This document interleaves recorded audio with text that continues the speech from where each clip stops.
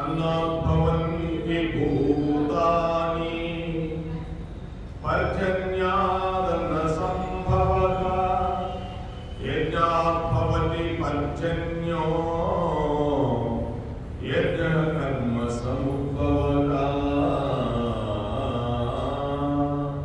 పార్థ అన్నము వలన జరుగుతాను వర్షము వలన అన్నము సమకూరు, యజ్ఞము వలన వర్షము కురియదు, ఆ యజ్ఞము కర్మ వలనే సమకూరు. భగవంతుడు ఇక్కడ యజ్ఞం చేస్తే యజ్ఞం వల్ల వర్షాలు వస్తాయని చెప్తున్నాడు. వర్షాలు వస్తే ఈ యొక్క అన్నం వస్తుందని చెప్తున్నాడు. అన్నము వలన జంతు జాలన్నీ కూడా, అంటే ఈ భూమి మీద ఉండే ప్రతి జీవరాశి బ్రతుకుతుంది. చెట్టు కాడించి చేప కాడించి ప్రతి జీవరాశి. వర్షం లేకపోతే ఏముందండి? వర్షం లేకపోతే ఏమి లేదు. మనకి ఏం చేయాలి? యజ్ఞయాగాలు చేయాలి అని భగవంతుడు చెప్తూ ఉన్నాడు. ఇప్పుడు వర్షంలో చెప్పనవసరం లేదు, వస్తే కొండపాలక అవసరం, వస్తే వరదలో లేకపోతే లేదు. అంటే ఈ సమతుల్యం కోల్పోయింది. అది మనం చేసుకున్న దానివల్ల సమతుల్యం కోల్పోతుంది. దాన్ని చెప్తున్నాడు. అందుకోసం ఇలా చేయండి అని భగవంతుడు చక్కగా చెప్తున్నాడు. ఏవం ప్రవర్తితం చక్రం నానువర్తయతి గయః అగాయు ఇంద్రియారామో మోగం పార్థ జీవతి. పార్థ, నాచే నడుపబడి ఈ లోకమును చక్రమును బట్టి ఎవడో అనుసరింపడో వాడి ఇంద్రియలోనుడై పాప జీవన నడుపుతున్నాడు. అట్టి వాడు వ్యర్థుడు. జ్ఞాని కాని వాడు సదా కర్మలను ఆచరించుతూనే ఉండవలెను. భగవంతుడు ఏం చెప్తున్నాడు ఇక్కడ? నాచే నడుపబడి ఈ లోకమును చక్రమును బట్టి నేనేం చెప్పానో దాన్ని బట్టి ఎవడైతే అనుసరింపడో, నేను చెప్పిన దాన్ని బట్టి ఎవడైతే అనుసరింపడో అటువంటి వాడు ఇంద్రియ లోలుడై పాప జీవనుడై వ్యర్థుడై జ్ఞాని కాని వాడై అవుతున్నాడు అని చెప్పేశాడు భగవంతుడు. కనుక సదా కర్మలు చేయొచ్చు, అంటే పుట్టుట చనిపోవట ఇక ఆ కర్మలు చేసుకునే ఉంటాడు. అంటే ఎప్పుడైతే ఇంద్రియ లోలుడయ్యాడు, అసలు మొట్టమొదటిదే నేనేం చెప్పానో అది అనుసరించిన వాడు. అంటే భగవద్గీతలో ఏం చెప్పాడు భగవంతుడు? అది ఎవడైతే అనుసరించడో అటువంటి వాడి ఇంద్రియ లోలుడై, ఇంద్రియ లోలుడు అంటే మనలో ఉండే ఈ పంచేంద్రియాలు, ఆ ఇంద్రియ లోలుడై పాప జీవనుడు వచ్చున్నాడు, పాప పనులన్నీ చేసుకున్నాడు అని చెప్తున్నాడు. దానివల్ల ఏమవుతున్నాడు? వ్యర్థుడైపోతున్నాడు. జ్ఞాని కాని వాడు సదా కర్మలను ఆచరించుతూనే ఉండవలేము. కోసం పుట్టుట చనిపోవట ఈ కర్మలు ఇవన్నీ కూడా జరుగుతూ ఉంటాయి. కనుక నేను చెప్పిన దాన్ని ఎవడైతే ఆచరిస్తున్నాడో వాడు మాత్రమే జ్ఞానం అవుతున్నాడని భగవంతుడు చెప్తూ ఉన్నాడు. యద్యదాచరతి శ్రేష్టస్తత్తదేవేతరో జనః సయత్ ప్రమాణం కురుతే లోకస్తనువర్తతే. పార్థ, ఉత్తములైన వారు దేనిని ఆచరించురో దానిని ఇతరులకు కూడా ఆచరించరు. ఉత్తములు దేనిని ప్రమాణముగా అంగీకరించురో లోకమంతయు దానిని అనుసరించరు. అంటే ఇక్కడ ఉత్తములు అంటే భగవంతుడు చెప్పేది, భగవంతుడు చెప్పిన ఎవరైతే ఆచరిస్తున్నారో అటువంటి వాళ్ళందరూ ఉత్తములు. వాళ్ళు దేనైతే ఆచరిస్తారో అటువంటి ఉత్తములు కూడా దాన్ని ఆచరిస్తారు, దానిని ప్రమాణంగా తీసుకుంటారని భగవంతుడు చెప్తున్నాడు. లోకమంతయు దాన్ని ఆచరించింది అని భగవంతుడు చెప్తున్నాడు. అందువల్ల నువ్వు ఏం చేయాలి? కర్మ చేయాలి. కర్మ చేయాల్సిందే. అందుకోసం భగవంతుడు చెప్తున్నాడు, కర్మ చేయకుండా ఉండేదానికి లేదు. అటువంటి ఏ కర్మ చేయాలి? భగవంతుడు ఏం చెప్పాడో అటువంటి కర్మలు చేయాలి మనం. దాని చెప్తూ మై సర్వాణి కర్మాణి సన్యస్యాధ్యాత్మచేతసా నిరాశేర్నిర్మమో భూత్వా యుద్ధస్వ విగతత్వరః.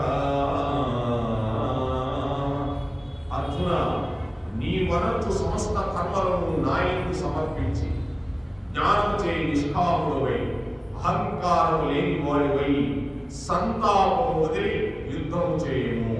ఏం చెప్తున్నాడు భగవంతుడు? నీ వరచు సమస్త కర్మలను నాయందు సమర్పించి, నువ్వే కర్మలు చేస్తున్నావు, ఏ కర్మలో? మంచి కర్మలు. అటువంటి అన్ని కూడా నాయందు సమర్పించి జ్ఞానం చే నిష్కాముడవై, ఎటువంటి జ్ఞానం పొందామో అటువంటి జ్ఞానాన్ని పొందిన వాడివై. నిష్కాముడంటే ఏది నీకు సంబంధం లేదు, మంచిగా నీ కృష్ణార్పణం. దానికి ఏం చెప్తున్నాడు? నాకు సమర్పించు. నువ్వు జ్ఞానమైనప్పుడు నిష్కామ కర్మయోగం అయిపోతావు, నీకేం సంబంధం లేదు. అహంకారము లేని వాడివై, అహంకార మమకారములన్నీ త్యజించిన వాడివై సంతాపము వదిలి యుద్ధము చేయము. ఎంతవారు చెప్తున్నాడు చూడండి. మోక్షానికి నివృత్తి ప్రవృత్తి అని రెండు మార్గాలు ఉంటాయండి. నివృత్తి ప్రవృత్తి, వాటికి లౌకిక జీవితం గడుపుతూ మోక్షకాంక్షలైన వారు ప్రవృత్తులు. అంటే ఉదాహరణకి గృహస్థగా ఉంటున్న వ్యక్తి అంటే అంతా మానేయండి, అంతా దైవలే, నా పెళ్ళాం బిడ్డలకు అన్నం వాడే పెడతాడు అని కూర్చోకు. ఇది తన పురుష ప్రయత్నం తాను చేయాలి. అలా చేస్తూ ఫలాల్ని బ్రహ్మార్పణమస్తు అని స్వీకరించాలి. నివృత్తి మార్గంలో పురుష ప్రయత్నం ఉండదు. ఇక అందువల్ల ప్రవృత్తి మార్గానికి చెందిన అర్జునుడు ధర్మం వేరు, నివృత్తి ధర్మం వేరు. ప్రవృత్తిలో ఉంటూ నివృత్తి ధర్మం పాటించడం తగదు. కాబట్టి ఈ భగవంతుడు చెప్తున్నాడు, కనుక ఇవి ఎలా ఉండాలి? రెండు ఉన్నాయి, నివృత్తి ప్రవృత్తి. గృహస్థగా ఉంటున్న వాడు ఎటువంటి వాడంటే ఈ నివృత్తిలో ఉంటాడు, అంతా ఆయన చూసుకుంటాడు. లేదు, అంతా ఎలా చూసుకుంటాడు భగవంతుడు? భగవంతుడికి ఎట్టి సంబంధం లేదు. అందుకోసం నివృత్తి మార్గంలో పురుష ప్రయత్నం ఉండదు. అందువల్ల ప్రవృత్తి మార్గానికి చెందిన అర్జునుడు కాబట్టి ధర్మం వేరు, నివృత్తి ధర్మం వేరు. కనుక ఇక్కడ ఏం చెప్తున్నాడు? కర్మలను ఆచరించడమే నీ వంతు. ఈ మార్గంలో ఉండేవాడు, ప్రవృత్తి మార్గంలో ఉండేవాడు అంతా భగవంతుడే చేసుకుంటాడు, నాకేం సంబంధం లేదు. ఇప్పుడు అంటారు చూడండి, ఎంత భగవంతుడేనండి, మనం ఏం చేస్తామండి, ఇలా జరిగిపోయిందంటే అన్నాడు. భగవంతుడికి సంబంధము లేదు చెప్తున్నాడు. ఏది చేసుకున్నా నీవే, భక్తి ఒక్కటే నీకు. ఆ భక్తి గాని రాగలిగితే ఆ భక్తిలో నుంచి ఇంకొద్దిగా మెట్టెక్కేదానికి భగవంతుడు సహాయం చేస్తాడు. అప్పుడే నువ్వు భగవంతుడు చేరుకునేదానికి ఆ బుద్ధి మాంధవ్యాన్ని ఇస్తాడు. అంతవరకు నీకేమీ ఇవ్వడు. నీకై నీవే తెలుసుకొని బుద్ధి మాంధవ్యాన్ని వస్తే అప్పుడు ఆ బుద్ధి మాంధవ్యం వికసిస్తే నువ్వు జ్ఞానవంతుడివై నిష్కాముడివై అహంకారం లేని వాడివై చక్కగా భగవంతుడు చెప్పి చేస్తావు. అక్కడ అర్జునుడే సంతాపంలో యుద్ధం చేయమంటున్నాడు. అంటే వీళ్ళందరినీ చూస్తున్న బాధపడగానే ఇప్పుడు ఏం చేయాలి? మనం చేసే డ్యూటీ మనం చేయాలా అని భగవంతుడు చెప్పేది. మనం చేయాల్సిన డ్యూటీ చేయమని అన్ని భగవంతుడు చేస్తారంటే ఎలా ఉండదండి? ఉండదు. ఎవరి డ్యూటీ వాళ్ళు చేయాల్సిందే అని చెప్తున్నాడు. నివృత్తి ప్రవృత్తి రెండు మార్గాలు ఉంటాయండి. కనుక అటువంటి నివృత్తి మార్గంలో ఉండాలి. మనం పురుష ప్రయత్నం చేయాలి. చేయకుండా ఏది నువ్వు ప్రవృత్తి మార్గంలో అంటే నువ్వు ఆ మార్గంలో ఉండకూడదు అని భగవంతుడు చెప్తున్నాడు. చూడండి ఎలా చక్కగా చెప్తున్నాడు భగవంతుడు.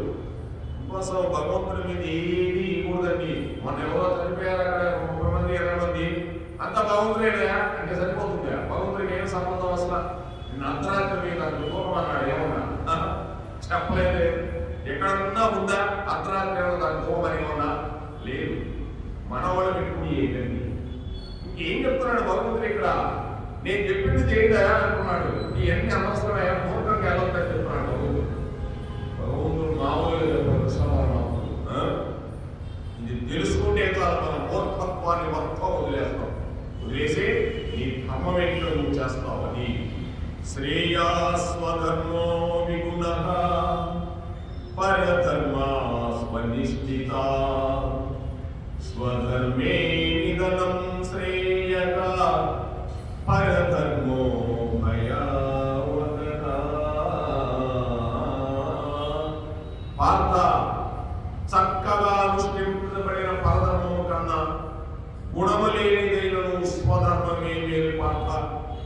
అట్టి స్వధర్మాచరణమునందు మరణము సంభవించను మేలే. పరధర్మము భయంకరమైనది, ఆచరణకు అనుచితమైనది. భగవద్గీతే చక్కగా చెప్తున్నాడు. మరలా చక్కగా అనుష్ఠించబడిన పరధర్మము కన్నా గుణము లేనిదైనను స్వధర్మమే మేలు.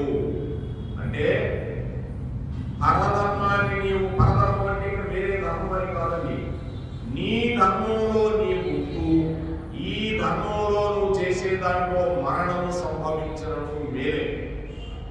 అట్లుగాక నీవు పరధర్మం అని గుణము లేనిదైనను స్వధర్మమే మేలు.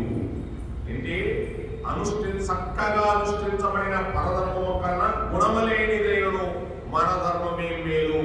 అంటే ఏ ధర్మంలో ఉన్నావో ఆ ధర్మమే మేలు, నీకు వేరే ధర్మం వద్దు చెప్తున్నాడు. అట్టి స్వధర్మాచరణమునందు మరణము సంభవించడం మేలే. నీ ధర్మంలో నీకు మరణం సంభవించిన మేలే, కానీ వేరేది ఏదో వస్తుందని చెప్పి ఆ ధర్మానికి దూకేయద్దు. నువ్వు చాలా సులువుగా ఉన్న ఆ ధర్మంలో దూకేయద్దు. ఇది చాలా కఠినమైన ధర్మం. ఈ ధర్మంలోనే ఉండాలి, ఈ ధర్మంలోనే మరణించాలి.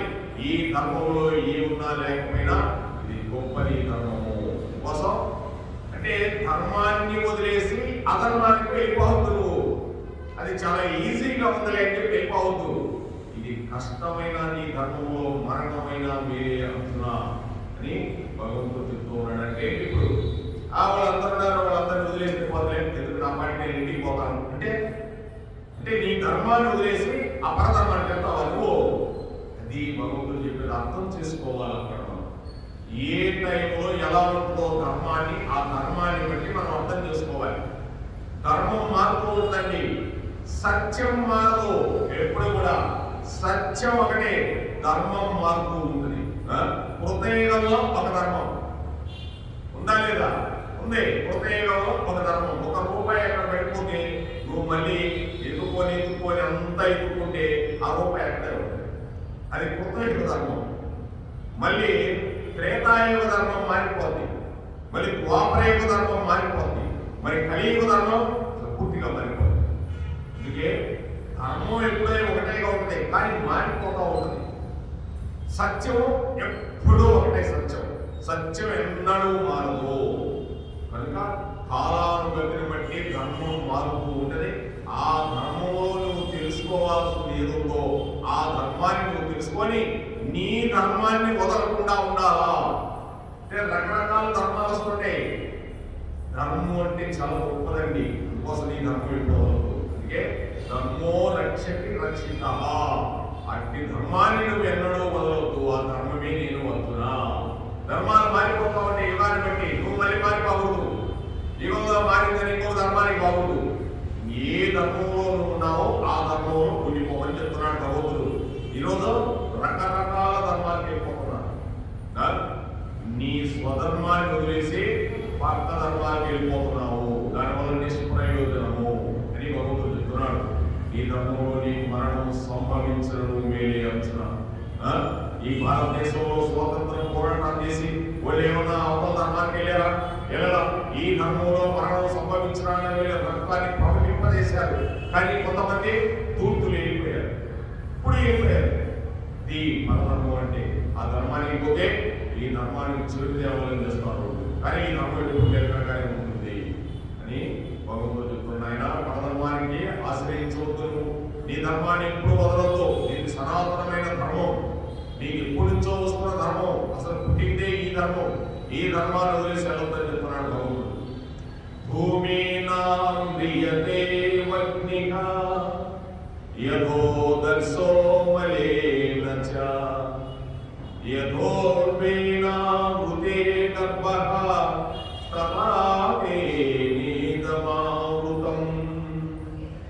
పార్థ, ఒక చేత అగ్ని, మురికి చేత అర్థము, మాయి చేత శిశువు మావి ఎట్లు కప్పబడి ఉండను అట్లు భావన చేత జ్ఞానము కప్పబడి ఉన్నాను.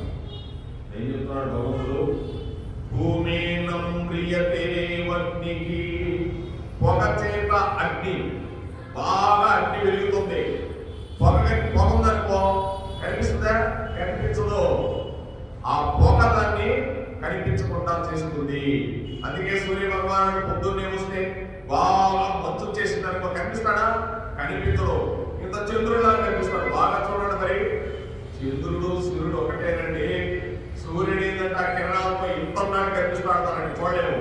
బాగా మబ్బులో ఉన్నప్పుడు చూడండి చంద్రుడిలాగే ఉంటాడు, పాపం పిల్లిలాగా పడిపోయి ఉంటాడు. ఈ విధంగా ఏం చెప్తున్నాడు? పొగ చేత అగ్ని, మురికి చేత అద్దము. మురిగ్గా ఉంటే అద్దం కనిపిస్తా మన ముఖ్యమైన దాంట్లో కనిపించదు. మావి చేత శిశువు అంటే తల్లి గర్భంలో మాయ ఉన్నది. ఆ మాయలో ఉంటాడు శిశువు. వాడికి ఏమైనా తెలుసా? ఏం తెలియదు. మావి చేత ఆ మాయనే పొగలో పడి ఉంటాడు.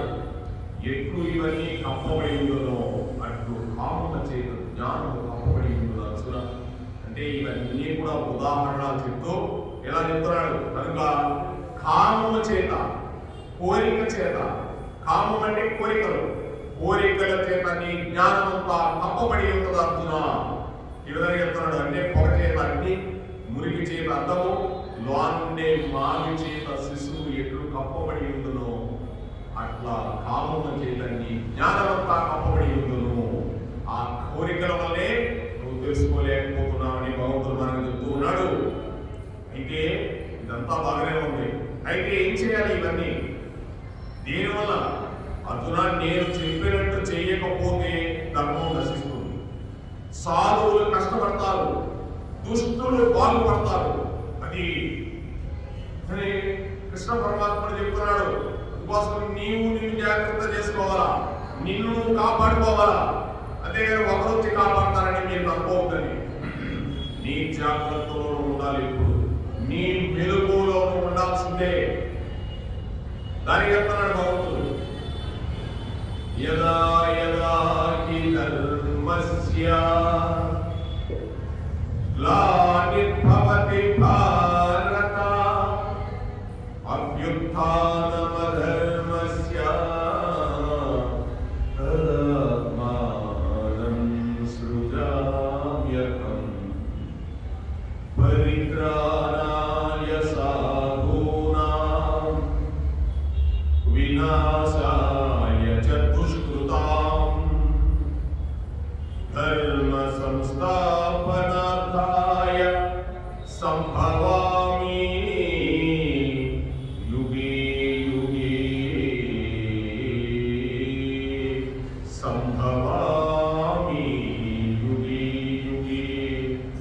ఏ కాలమునందు ధర్మమునకు హాని కలుగును, అధర్మము వృద్ధి నొందును, ఆయా సమయములందు శిష్ట రక్షణ, దుష్ట శిక్షణ, ధర్మ సంరక్షణల కొరకు నేను ప్రతి యుగమున అవతారం దాల్చుతున్నాను. భగవంతుడు వస్తాడు కాదంటోలే, నీ ధర్మంలో నువ్వు నిన్ను నువ్వు రక్షించుకోవయా అని భగవంతుడు చెప్తూ ఉన్నాడు.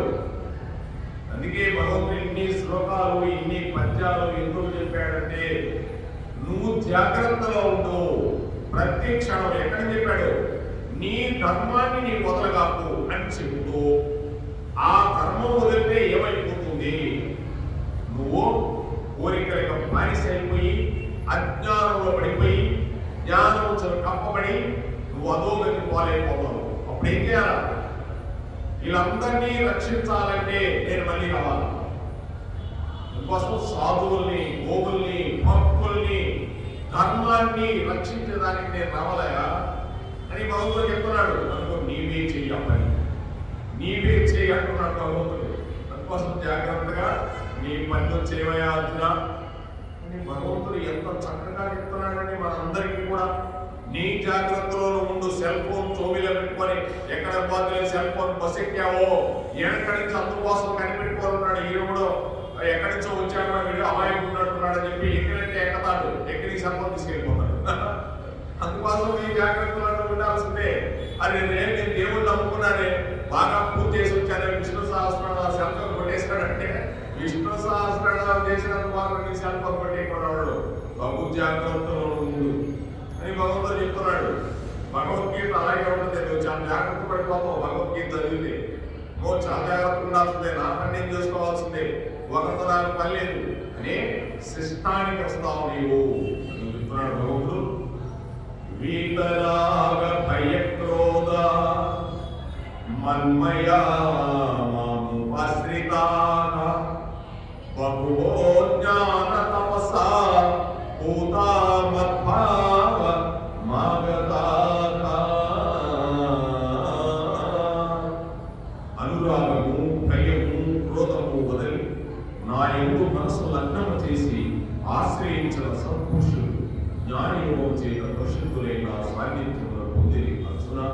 ఇక్కడ మళ్ళీ చెప్తున్నాడు చూడండి, అనురాగం, దేని మీద భయం, క్రోధం ఇవన్నీ వదిలి నా యందు మనసు లగ్నం చేయగా అట్లు ఆశ్రయించిన సత్పురుషులు జ్ఞానయోగము చేత పరిశుద్ధులై నా సాన్నిధ్యమును పొందుదు.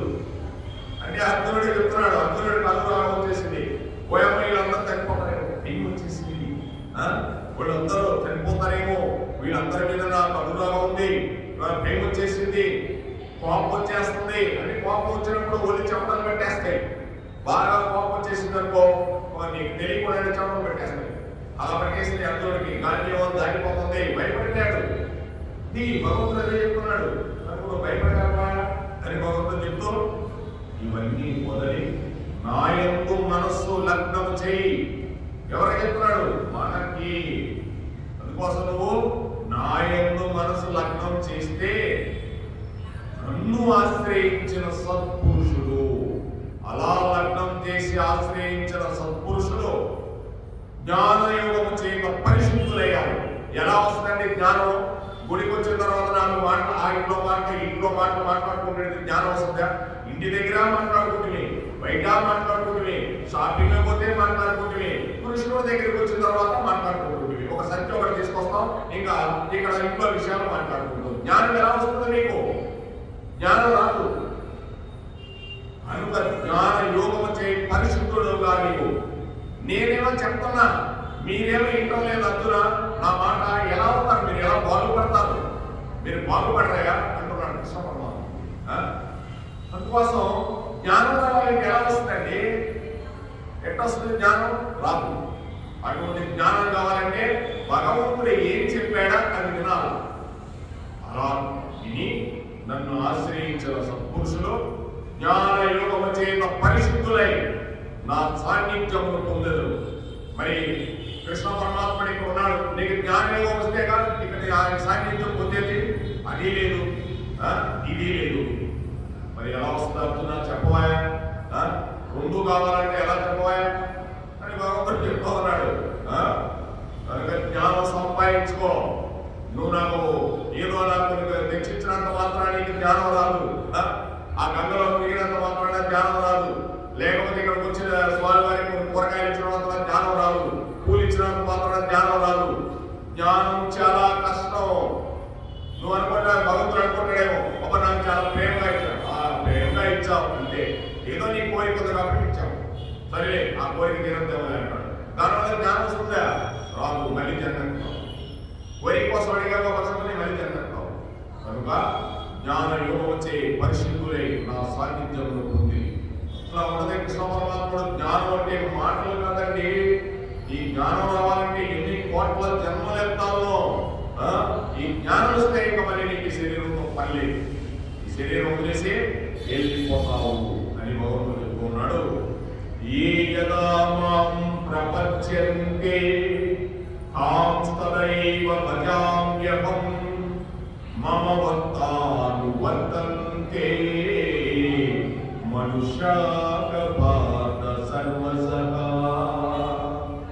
ఎవరెవరు ఏ ఏ విధములుగా నాకు తెలియబోచున్నావు వారిని ఆయా విధములుగా నేను అనుగ్రహించుతున్నాను పాత్ర.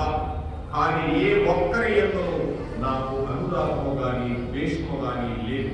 భగవంతుడు ఎంత చక్కగా చెప్తున్నాడో చూడండి. ఎవరు ఏ ఏ విధములుగా నన్ను తెలియబోచున్నారు.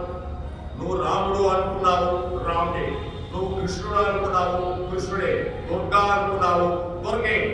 ఏ విధముగా నన్ను తెలియబోచున్నారో వారిని ఆయా విధములుగా నేను అనుగ్రహిస్తున్నాను.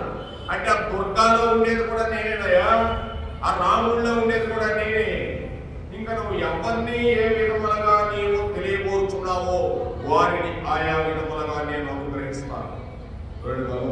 ఛాయిస్ ఇచ్చాడు మనకి. భగవంతుడు ఎంత ఛాయిస్ ఇచ్చాడు అంటే అందరిలో నేనే ఉన్నా, ఎవరు లేరు ఇక్కడ. ఎవరుంటారు ఇక్కడ? ఎవరు లేరు. భగవంతుడు ఉండబట్టి ఇదంతా జరుగుతూ ఉంది. భగవంతుడు లేని మరుక్షణం ఈ సృష్టి మొత్తం ఆగిపోతుంది, అసలు ఉండదు. ఇంకా కోసం ఎప్పుడు భగవంతుడు ఉండేవాడే. ఆది అంతము ఇది అది లేదు, మధ్యలో లేదు, ఎప్పుడు ఉండేవాడే లేదు. కనుక ఈ విధంగా ఎవరైతే నా గురించి తెలుసుకుని నన్ను తెలియబోతున్నారో వారికి ఆయా విధములుగా నేను అనుగ్రహిస్తున్నాను.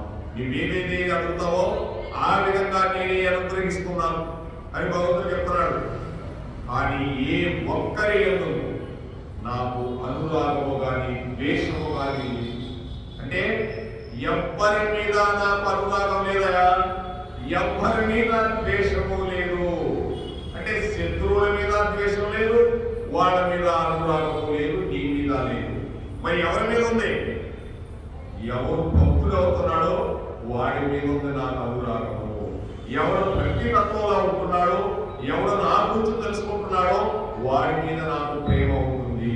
అంటే భగవంతుడికి కోరికలు అడిగావు, శ్రీ వెంకటేశ్వరుడే అంటే నీ మీద ప్రేమ ఉండదు, ఆ వాడి కోరిక కోసం వచ్చాడు అనుకుంటాడు. అంతే ప్రేమ. భగవంతుడి మీద అత్యున్నతమైన ప్రేమ కావాలి, భక్తి ప్రేమ. యస్య సర్వే సమారంభాః కామ సంకల్ప వర్జితాః జ్ఞానాగ్నిదగ్ధ కర్మాణం తమాపుం పండితం బుధాః. ఎవరి కర్మాచరణలు కామ సంకల్పములు కావు, ఎవరి కర్మలు జ్ఞానమును నిప్పుచే కాల్చబడినవో అట్టి వారిని పండితులని విద్వాంసులు పలుకుదురు. అంటే ఎవరి కర్మాచరణలు, ఎవరెవరు చేసే కర్మ అటువంటి పనులు కామ సంకల్పములు కావో, అంటే కోరికలు కావో, ఎవరి కర్మలు జ్ఞానమని నిప్పుచే కాల్చబడినవో అట్టి వారిని పండితులని. అమ్మా ఇక్కడికి వచ్చింది భగవంతుడి గురించి. అమ్మా మీరు వినకపోయినా కృష్ణ పరమాత్మ వింటున్నాడు, మీరు వచ్చి గమ్ముగా కూర్చోండమ్మా, లేకపోతే ఎందుకమ్మా ఇక్కడికి వచ్చి మాట్లాడతాం. ఇక్కడ ఎవరు ఎక్కడ లేదమ్మా, కృష్ణుడే వింటున్నాడు భగవద్గీత. అర్జునుడు కృష్ణుడు చదువుకుంటున్నాడు. మరి ఆ కురుక్షేత్రంలో భీష్ముడు విన్నాడా, ద్రోణాచార్యుడు విన్నాడా, లేకపోతే అశ్వత్థామ విన్నాడా, ఇంతమంది సైన్యం విన్నారా? ఎవరు వెళ్ళలేదు. కృష్ణ పరమాత్ముడు చెప్తూ ఉంటే అర్జునుడు విన్నాడు, అర్జునుడు చెప్తుంటే కృష్ణుడు విన్నాడు. కనుక ఇది కృష్ణార్జునుల సంవాదం ఎక్కడ జరుగుతుందో అక్కడ కానీ భగవద్గీత చదువుకున్న సమయంలో విననేవాడు వరాహమై పుడతాడని భగవంతుడు భగవద్గీతలో చెప్పి ఉన్నాడు. ఇక నేను చెప్పడం లేదు. కావాలంటే మీరు భగవద్గీత 18వ అధ్యాయంలో లాస్ట్ ఫైనల్ శ్లోకాల్లో చదవండి. ఎక్కడ భగవద్గీత ఉంటుందో అక్కడ విననట్టు ఉన్నాడో వాడు వరాహమై జన్మిస్తాడు అర్జున అని భగవంతుడు చెప్పాడు. కావాలంటే మీకు చదివి చూపిస్తాను. అట్లుంటదండి భగవద్గీత అంటే సామాన్యమైనది కాదు, ధర్మం ఇది. మీ ఇంట్లో పిల్లవాడు చక్కగా చదువుకుంటున్నాడు, చదువుకుంటున్నప్పుడు మీ ఆయన గడగడగడగడ మాట్లాడుతుంది, ఏమంటావు? అయ్యా కాసేపు బయటకు పిల్లవాడు చదువుకుంటుంటే వాడు చెప్పేస్తాడే అంటాడా అన్నవారివో అంటావు. మరి నీ పిల్లవాడి భవిష్యత్తు ఎలా ఉంటే ఈ ప్రపంచ భవిష్యత్తు భగవద్గీతలో చెప్తే ఇక్కడ వచ్చి మాట్లాడుకుంటే ప్రయోజనం ఏంటి అని నేనంటాం లేదమ్మా. కృష్ణ పరమాత్ముడు చెప్తున్నాడు, నాకెందుకు ఎవరైనా ఎంతమైనా నాకు అసలు అవసరం లే, నేను ఒక్కడే వచ్చి చదువుకుంటా. ఎందుకంటే కృష్ణుడు వింటాడు, ఖచ్చితంగా వింటాడు. ఎందుకంటే కృష్ణ పరమాత్మ నాకు చదువు కనిపించాడు కాబట్టి నేను ఆనందంగా వస్తున్నా, లేకపోతే నాకే అవసరం. కృష్ణుడు ఇక్కడ కూర్చొని వింటాడు అంటే అది భగవద్గీత. అంటే భగవద్గీత అంటే మాటలు కాదమ్మా, సామాన్యమైనది కాదు. కృష్ణ పరమాత్ముడు చెప్పేది అన్ని వేరు, గీత వేరు. ఎవరి కర్మాచరణములు కామ సంకల్పములు కావు, ఎవరి కర్మలు జ్ఞానమని నిప్పుచే కాల్చబడినవో, అంటే ఎవడు చేసే పనులు ఈ కర్మకు లోబడి చేస్తున్నాడో అటువంటి వాడు కామ సంకల్పములు కావు. అంటే ఏ పని చేస్తున్నా కూడా ఈ కోరికలకు సంకల్పం కాకుండా ఉండవో అటువంటి వాడు ఎవరి కర్మలు జ్ఞానమని నిప్పుచే కాల్చబడినవో. ఎవరికైతే ఈ కర్మలు, అంటే కర్మలు అంటే ఏంటండి? మనం చేసుకున్న పాప కర్మలు కొన్ని కోట్ల జన్మల నుంచి మనల్ని వెంటాడుతూ ఉన్నాయి. ఆ కర్మలే. అందుకే స్వామి వారు కృష్ణ పరమాత్ముడు ఏమీ తెలియని చిన్న పిల్లవాడిగా ఉంటే అన్నీ తెలిసిన పరమాత్ముడు యశోదమ్మ చేత నడుముకి ఆవు యొక్క తోడ పులుగు చేత కట్టేసుకొని రోటి కట్టేపించుకున్నాడు. అంటే ఎందుకు? కర్మపాశం చేత కట్టేసుకున్నాడు. నా కర్మపాశాలు కాదురా, మీ కర్మపాశాలను వదిలించేదాని కోసం మా అమ్మ చేత కట్టేయించుకున్నా నేను. మా అమ్మని పేరు పెట్టుకొని మీ కర్మపాశాలు వదిలేస్తాను, నా గురించి ఆలోచన చేయండి, మీ పాశాలు వదిలేస్తాను అంటున్నాడు. అందుకు రోటి కట్టమంటాడు ఆయన. మీ కర్మపాశాలు అలా కట్టబడి ఉన్నాయిగా, నా కర్మపాశాలుగా చూస్తే మీ కర్మపాశాలు విడుదలైపోతాయి. అందుకు రోటి కట్టేసింది యశోదమ్మ. తిరుమలపై చూడండి, ఇప్పటికే నిలబడుకొని బొడ్డు కట్టేసుకొని ఉన్నాడు పాపం. యశోదమ్మ కట్టేసింది. అలా ఉంటదండి కర్మపాశాలు. చెప్తూ ఎవరి కామ సంకల్పములు కావో, ఎటువంటి కోరికలు సంకల్పాలు కాకుండా ఉంటాయో అటువంటి కర్మలనే జ్ఞానం నిప్పుచే కాల్చబడిపోతాయి. వాటి కర్మలన్నీ కూడా ఈ జ్ఞానముని చేత వెళ్ళిపోతాయి. అందుకే జ్ఞానం వస్తే కర్మలు అనుకోండి. అంటే నిప్పులో ఏదేసినా కూడా భస్మం అయిపోతాయి. నీకు జ్ఞానం వచ్చిందో ఇక ఈ కర్మల్ని అంటుకోవు. గుడికి వచ్చాము, మనం ఏదైనా మాట్లాడుకో. ఎందుకంటే ఇక్కడ ఏదైనా మాట్లాడుకుంటే కర్మ మస్తు తగులుకుంటుందండి. అందుకే గుడికి వచ్చినప్పుడు నిశ్శబ్దం, స్కూల్కి పోయినప్పుడు నిశ్శబ్దం. ఆయన టీచర్ గారు చెప్తుంటే పక్క పిల్లడు మాట్లాడుతున్నాడు, చూస్తాడు. మెత్త ఒకటి తీసుకొని ఈపిన ఒకటి మాట్లాడు, రెండో రోజు వాడు మాట్లాడు. అంటే పక్కోడు కూడా నువ్వు చెప్పేసి దానికి వచ్చావంటరా పనికి మాలోడా, అందుకోసం ఎప్పుడు స్కూల్కి రాను, లేకపోతే మీ అమ్మని తీసుకురాంటాడు. అదే ఇక్కడ అది మామూలు పొట్టకుడి కోసం విద్య. ఈ విద్య అటువంటి కాదు. నీ జ్ఞానం కానీ తెలుసుకుంటే నీ కర్మలనే ఈ పాశాలు కృష్ణ పరమాత్ముడి భగవద్గీత ద్వారా నిన్ను తీసేస్తాడు. అది చెప్తున్నాడు. కర్మ పాశం అంటే మాటలు కాదండి. కనుక అట్టి వారిని పండితుడని విద్వాంసులు పలుకుతురు. అటువంటి వాడిని ఏం చెప్తారు? పండితాహ. అంటే ఇంకా పండితం అంటే ఈ పాండిత్యం కాదండి, ఈ పాటలు రాసే పాండిత్యం కాదు. పండితాహ అంటే భగవంతుడితో పండిపోయాడు, భగవంతుడు జ్ఞానాన్ని తెలుసుకున్నాడు, ఆచరణలో కూడా భగవంతుడు ఏం చెప్పాడని చేస్తాడు. అది అటువంటి వాడిని విద్వాంసులు పలుకుతూ ఉన్నారు. అతను పెద్ద పండితులైన విద్వాంసుడు అంటే ఎవరో ఎన్ని దాటిపోయిన వాడు విద్వాంసుడు. ఏ విద్వాంసులు కాదు, ఇక్కడ విద్వాంసులు ఎవరైనా కావచ్చు. కృష్ణ పరమాత్ముడు చెప్పిన జ్ఞానాన్ని ఎవరైతే తెలుసుకుంటున్నాడో, ఆచరిస్తున్నాడు, వాడు జ్ఞాని అవుతున్నాడు. అటువంటి వాడు మరలా పునర్జన్మ లేకుండా వెళ్ళిపోతున్నాడు భగవంతుడి దగ్గరికి. అందుకు అర్జునుడు చెప్తున్నాడు. అర్జునుడు ఏమైనా మాట్లాడా? ఇంతమంది సైన్యం అక్కడ ఉంటే ఏమైనా మాట్లాడారా? Pin drop silence. కొన్ని లక్షల మంది సైన్యం ఉన్నారు, కొన్ని గుర్రాలు, లక్షల గుర్రాలు ఉన్నాయి.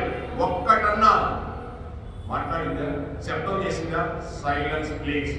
కృష్ణుడు అర్జునుడు, కృష్ణుడు అర్జునుడు, అంతే. అంత జనాభాలో కూడా సైలెన్స్ ఉంటే, గౌడీ మఠంలో నలుగురు వస్తే ఇంత గల్పా ఉంటే, ఇంకా కృష్ణార్జునుడు ఏం చెప్పుకోవాలి కృష్ణాని గురించి? అది అందుకోసం కృష్ణ పరమాత్ముడు ఇక్కడ ఏది చెప్పినా ఇక్కడ కూర్చొని ఎవరో చెప్పడం లేదండి. ఇక్కడ చెప్పేది నేను కాదు, వినేది మీరు కాదు. కృష్ణుడు అర్జునుడు చెప్పుకుంటున్నారు ఇక్కడ, అంతేకాని ఇక్కడ ఎవరు చెప్పుకోవట్లా. కృష్ణుడు అర్జునుడు చెప్పుకుంటుంటే మనం వింటున్నాం. బ్రహ్మార్పణం బ్రహ్మ హరి బ్రహ్మాగ్నౌ బ్రహ్మానౌతం బ్రహ్మైవ తేన గంతవ్యం బ్రహ్మ కర్మ సమాధినా.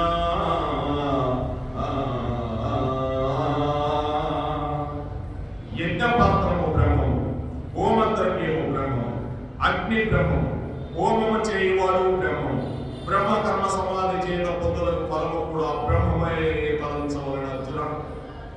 ఆ శ్రద్ధే కనుక ఉంటే నీకు అని భగవంతుడు చెప్తున్నాడు. ఆ శ్రద్ధే గాని ఉంటే నీకు అని భగవంతుడు చెప్తూ ఉన్నాడు. యజ్ఞపాత్రము బ్రహ్మము అంటే యజ్ఞం చేసేది కూడా బ్రహ్మమే. అంటే యజ్ఞం చేస్తున్నాడు, అది కూడా బ్రహ్మ పాత్రే, అది భగవంతుడే. హోమద్రవ్యము బ్రహ్మము. ఆ యజ్ఞంలో వేసే హోమద్రవ్యాలు ఉంటాయి కదా, అది కూడా బ్రహ్మమే.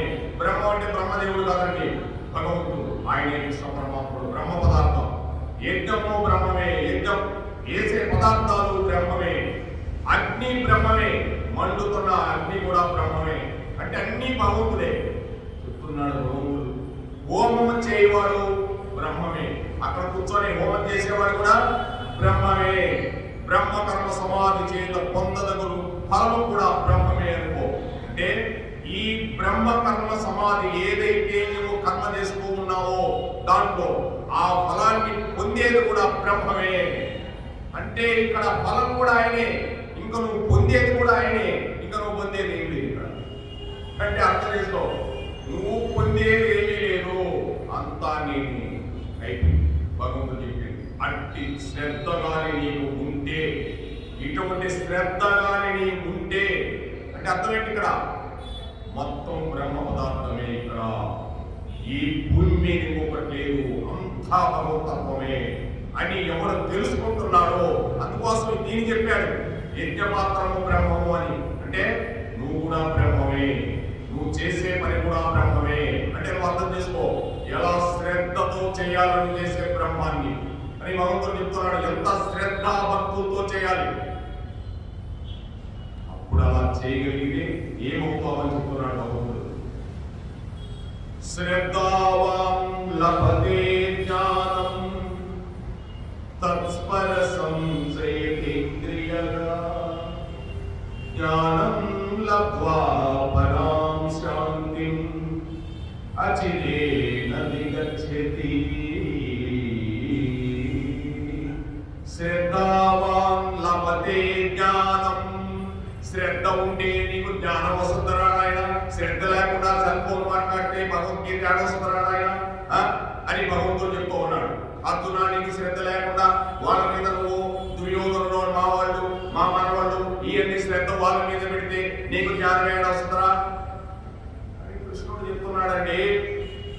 అందుకే ఒక ఆయన ప్రవచనం చేస్తుంటే కోటేశ్వరరావు గారు ఆయన మంచి భాగవతం చెప్తూ ఉన్నాడు కృష్ణ లీలలో.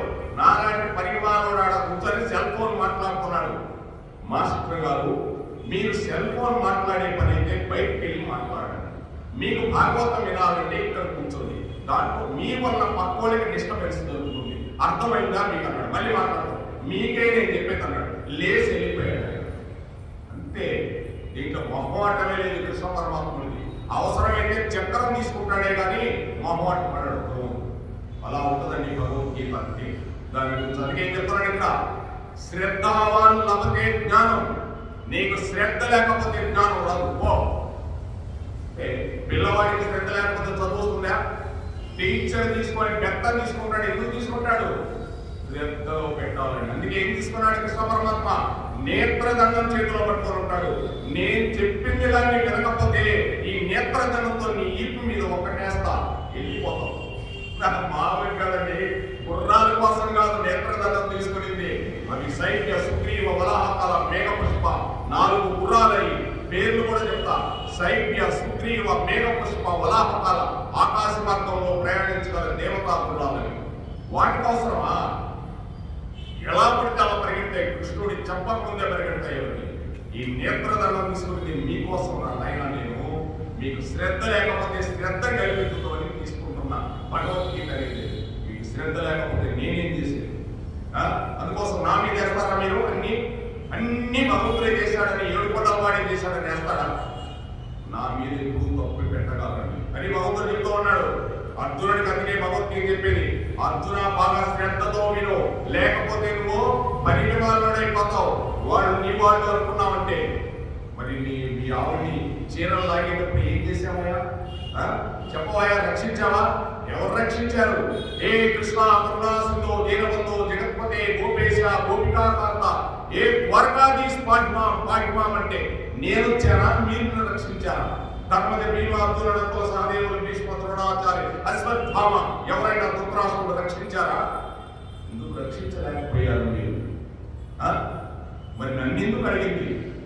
నేనే అన్నిటికీ మూల కారణం. అందుకని నన్ను అడిగింది. అందుకే రెడీగా ఉండాలి. ఎప్పుడు అడుగుతానని ద్వారకలో ఉన్నానని నేనున్నా. ద్వారకలో ఉండే గుర్రాలు పెట్టి గుజరాత్ నుంచి రావాలి నేను. ఎప్పటికి రావాలా? రెడీగా ఉన్నా నీలో. ఆత్మ సత్యము ఆత్మ నిత్యము అది అచింత్యము అది అగోచరము చేల్చలేనిది కాల్చలేనిది చిరంతనమది సర్వగతమది. ఎక్కడ చూసినా ఉంటా నేను, నీలో ఉన్నాను, ఈ సర్వ లోకాల్లో ఆపించబడినాను.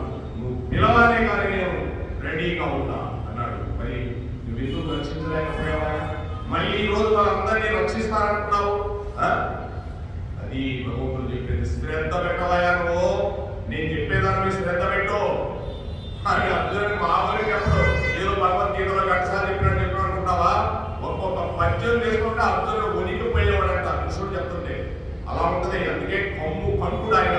కమ్ము కంటుడు అంటే కంచు మోగినట్టు మారుతుంటది కృష్ణ పరమాత్మ టోను. అందుకే కమ్ము కంటుడు ఆయన పేరు. శ్రద్ధావాన్ లభతే జ్ఞానం తత్పర సంసేతేంద్రియగా జ్ఞానం లబ్ధ్వా పరాం శాంతిం అచిరేణ గచ్చతి. శ్రద్ధ ఇంద్రియ నిగ్రహం కలవాడు మోక్షము పొందుటకు సమర్థుడవున. అట్టి జ్ఞాని ఉత్కృష్టమైన మోక్షమును పొందు. చూడు, మోక్షం అంటే ఎక్కడి నుంచి వస్తుందండి? గంగలో నుంచి వస్తుందా? ప్రయాగరాజ్లో నుంచి వస్తుందా? కేదార్నాథ్ నుంచి వస్తుందా? వెంకటేశ్వర స్వామి దగ్గరికి పోయి పట్టుకుంటే వస్తా మోక్షము? వెంకటేశ్వర స్వామి ఎవరు? కృష్ణ పరమాత్ముడే. ఇక్కడ ఏం చెప్తున్నాడు భగవద్గీత? అందుకే అన్ని చెప్పిపోతున్నా, ఇంకా మళ్ళీ చెప్పను. అందుకే శ్రీనివాసుడిగా వచ్చినప్పుడు ఏమన్నా చెప్పాడా? అమ్మ భగవద్గీత చెప్తారమ్మా ఒకడమ్మా అని చెప్పాడా? లేకపోతే ఆయనకి ఏమన్నా ఇంకొక ఆయన ఉన్నాడు ఆ స్వామికి ఏమన్నా చెప్పాడా? ఎవరికి చెప్పాలా? ఆయన డ్యూటీ ఆయన తీసుకుని వెళ్ళిపోయాడు. ఈ భూమి మీదకి వచ్చాడు. లక్ష్మి లక్ష్మి లక్ష్మి లక్ష్మి లక్ష్మి లక్ష్మి లక్ష్మి. ఆ లక్ష్మీదేవి పొలహాపురికి పోయింది. ఎవరు? మన అమ్మ. ఎవరు? ఇప్పుడే ఈయన వాళ్ళ చెట్టు మీద కూర్చున్నాడు. చెట్టు మీద కూర్చో లక్ష్మి లక్ష్మి లక్ష్మి లక్ష్మి. ఎక్కడన్నా భగవద్గీత చెప్పాడా? చెప్పేశారా?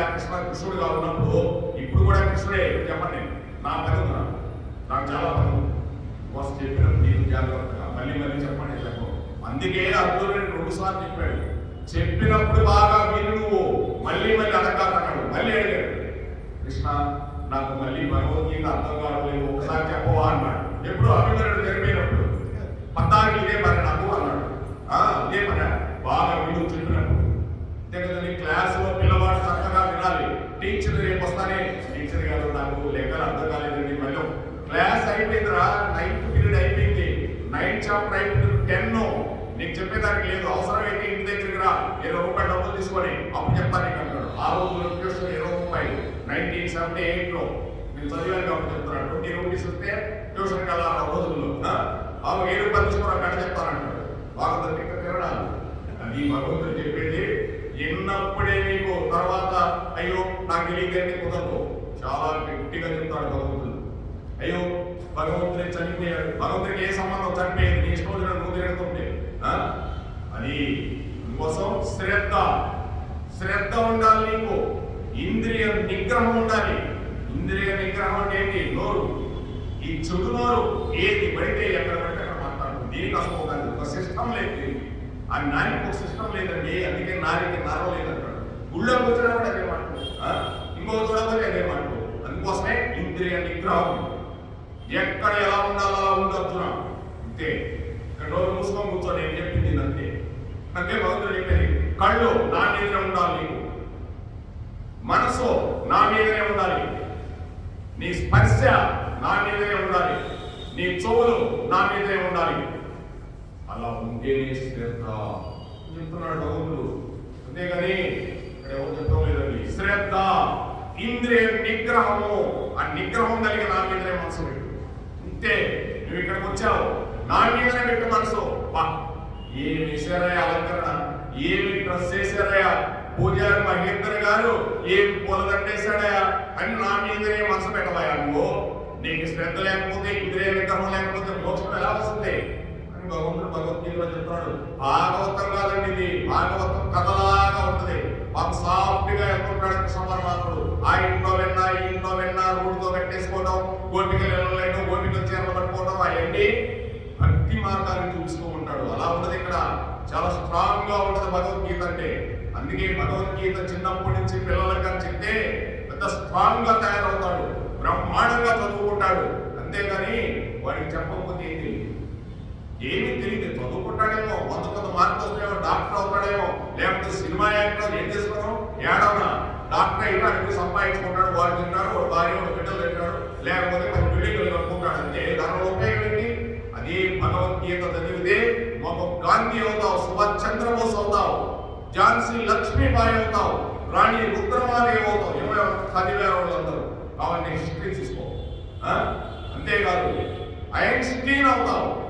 ఐన్స్టీన్ కూడా భగవద్గీత చదివాడండి. ఉత్తర దేశంలో చదవడం లేదు భగవద్గీత, మనమే భగవద్గీత చదవాలి. అందుకే అనుభవం కనుక్కున్నాయని కూడా భగవద్గీత చదివాడు. ఈ భారతదేశానికి వచ్చి సంవత్సరం ఉండి భగవద్గీత చదివి ఇప్పుడు నేను అనుభవం తయారు చేస్తానన్నాడు. అంటే ఏంటి? నా ధర్మం ఏదో నేను తయారు చేస్తానన్నాడు. అంతకుముందు భయపడ్డాడు, ఇంతమంది వేస్తే చనిపోతాడు. 1927 మొట్టమొదటి అనుభవం వేసింది ఆయన. హ్యూమన్ ఆయన పేరులో ఉంది. ఆయన భారతదేశానికి వెళ్తానన్నాడు. ఎందుకు వెళ్తా ఉన్నాడు? భగవద్గీత చదివి రావాలన్నాడు.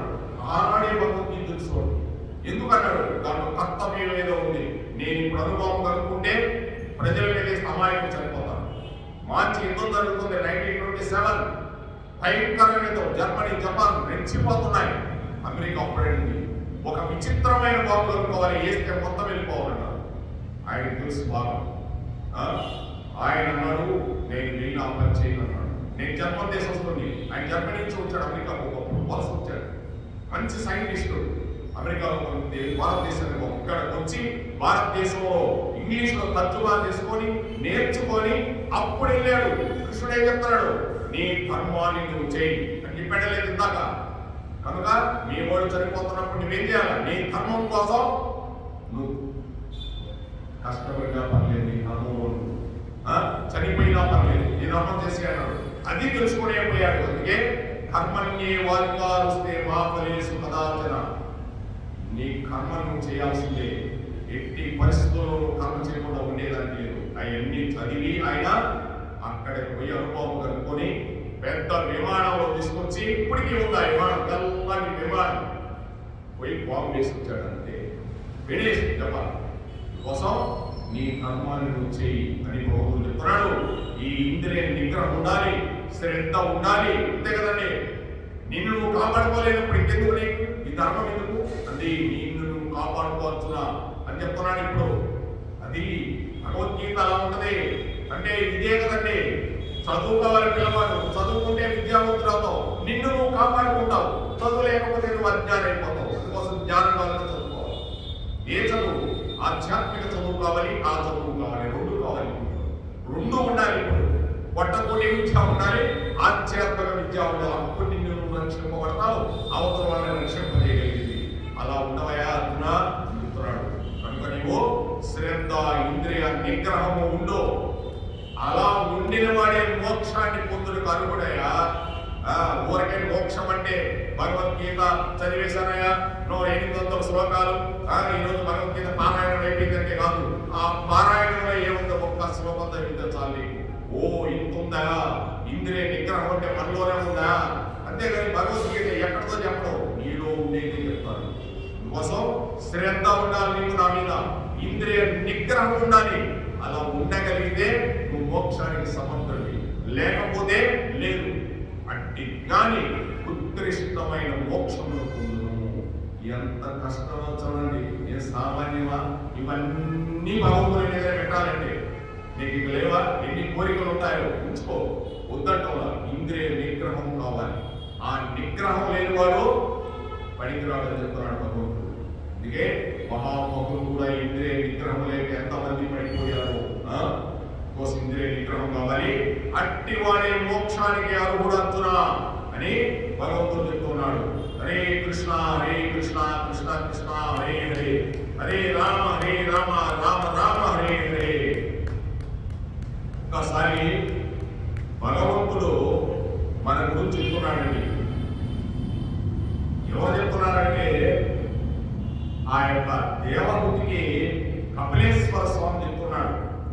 ఎంత గమ్మత్తైన విషయం అంటే, మళ్ళీ ఈ లోకానికి వస్తున్నాం. భాగవతంలో ఒక 5 నిమిషాలు నీకు మోకాలు నొప్పి పుడుతుంది అనుకోండి, అప్పుడు మీరు డాక్టర్ గారి దగ్గరికి వెళ్ళి, డాక్టర్ గారు నేను నొప్పిగా ఉన్నాను అనడు. డాక్టర్ గారు ఈ మోకాలు నొప్పిగా ఉందండి అని చూపిస్తాడు. అది అక్కడ పోయిన తర్వాత చెప్పడంలో నేను వేరు మోకాలు వేరు కాదు. డాక్టర్ గారు ఏమిటో ఈ మధ్య శరీరం కొంచెం తేడాగా ఉందండి, తలకాయ నొప్పిగా ఉందంటాడు. అంతేకాదు నాకు నొప్పిగా ఉందన్నాడు, తలకాయ నొప్పిగా ఉందంటాడు. మాట్లాడుతున్నప్పుడు గొంతు నొప్పి పుడుతుందంటాడు. పూర్వంగా ఉండడం లేదండి. అంటే గొంతు నొప్పిగా ఉన్నదని తెలుసుకుంటున్నది ఒకటి ఉన్నది. ఏదది? దానికి ఏ నొప్పి లేదు. అది సుఖ దుఃఖములకు అతీతంగా ఉంటుంది. దానిని గుర్తించకుండా ప్రతి వ్యక్తి ఈ శరీరం నేనే అని మాయలో ఉంటున్నాడు. కాబట్టి ఆ శరీరములకు ఏది సుఖమో దానిని సుఖము అనుకుంటున్నాడు. దానికి ఏది దుఃఖమో దానిని చూసి దుఃఖము అనుకుంటున్నాడు. శరీరము ఎప్పుడు సుఖస్థానమును మారుస్తూ ఉంటుందండి. సుఖము దుఃఖము రెండు మారుస్తూ ఉంటుంది. రకరకాల సుఖాలు అనుభవిస్తావు, రకరకాల దుఃఖాలు అనుభవిస్తావు. నిజంగానంటే శరీరానికి ఒక దెబ్బ తగిలింది, అదొక దుఃఖం. ఇంకొకటి ఏదైనా బాధ కలిగింది, అదొక దుఃఖం. ఈ శరీరానికి సుఖము దుఃఖము రెండు రకాలుగా ఉంటాయండి. బాగా వేసవకాలంలో ఏసీలో ఉన్నావు, మరి ఆనందంగా ఉంటుంది. ఇంకొక రకంగా శరీరానికి నువ్వు సుఖాన్ని పొందవచ్చు, ఇంకొక రకంగా దుఃఖాన్ని పొందవచ్చు. మారుస్తూ ఉంటుందని శరీరము. కానీ ఆ సుఖములు ఉంటే బాగుంటుంది అనుకుంటుంది. పరిశ్రమ పట్టిందనుకో బయటపడుకుంటే బాగుంటుంది అనుకుంటుందా? అనుకోదు. కనుక వ్యక్తి శరీర సుఖమునకు శరీర దుఃఖమునకు పోసులవుతున్నాడు. అది తెలుసుకోవాలా. ఇప్పుడు ఎక్కడ అవుతున్నాడు? శరీరానికి దుఃఖానికి సుఖానికి వసులవుతున్నాడు. శరీరములో ఉన్న పురుషుడు ఒక గమ్మత్తు చేస్తాడమ్మా. శరీరంలో పురుషుడు ఉంటాడండి. ఎవరో మనం కాదు. పురుషులలో ఉత్తమ పురుషుండు నీవే, జగమును పరిపాలించు జగదాత్మయుడు నీవే.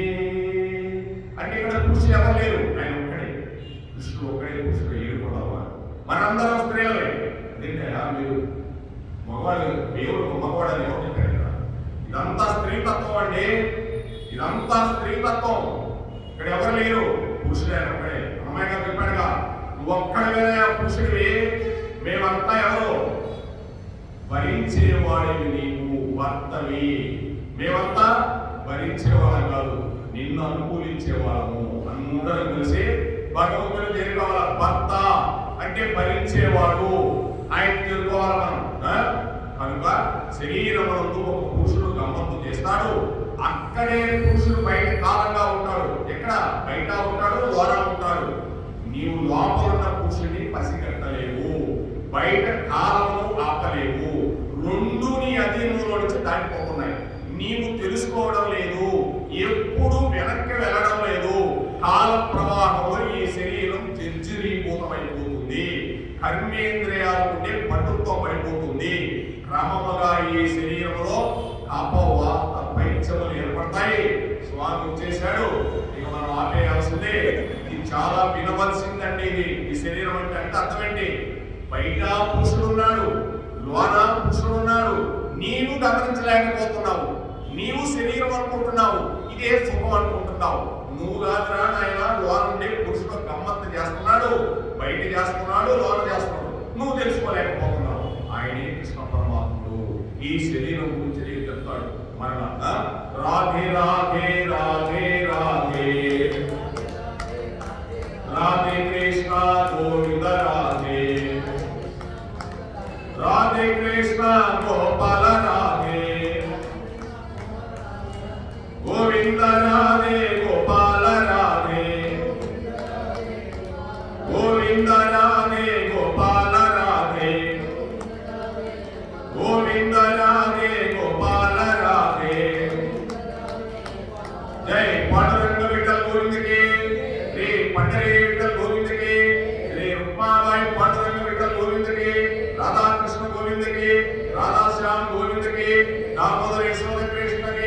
నంద కుమారికి, యశోద కృష్ణకి, దేవకి కృష్ణకి, వసుదేవ కృష్ణకి, బృందావన గోవిందకి, ఏడుకొండలవాడ వెంకటరమణ గోవింద గోవింద. జై ముని మహారాజు గారికి, మహాభక్త బృందములకు సర్వేజన సుఖినో భవంతు. మా భగవద్గీత ఇందాక ఏదో మాట్లాడాము, నేను మాట్లాడలేదమ్మా. ఆ టైంలో భగవంతుడు అలా ఉంటాడు అంతే. అందుకోసం మీ అందరికీ నమస్కారం. ఊరికి వచ్చిన తర్వాత సెల్ ఫోన్